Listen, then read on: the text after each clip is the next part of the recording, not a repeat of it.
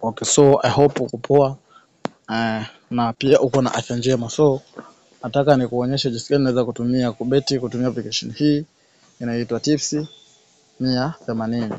So bana, kwa hiyo cha msingi ni kufuatilia sehemu gani na kuonesha ili kuweza kujua ni kitu gani wanafanya. So bana, mechi za leo hizo hapo na uchambuzi wa odds unavyoziona wamekushow hapo. Ukitumia application hii huwezi kukosa fedha kwenye kubeti kabisa. Ondoa kabisa swala la kukosa fedha katika application hii.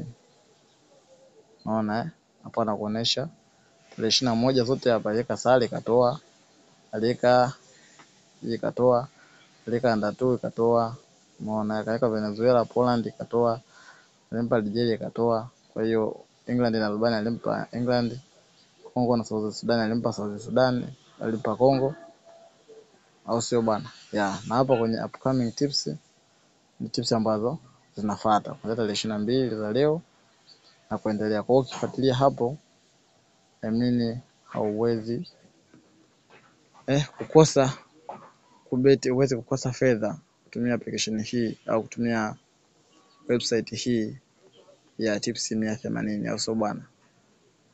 Kwa hiyo ni wewe hapo uchague ni namna gani utumie hii application uweze kubashiri ili ujipatie fedha, kwa sababu wanaposti free odds.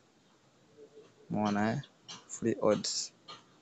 Kwa hiyo ina maana wewe hapo cha kufanya ni kuja kuzikopi hizi na kuzipaste kwenye account yako ya BetPawa, then ustake, usubiri maokoto.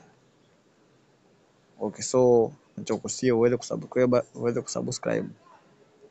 uweze kujipatia website mbalimbali za kuhusiana na kubashiri. Asante.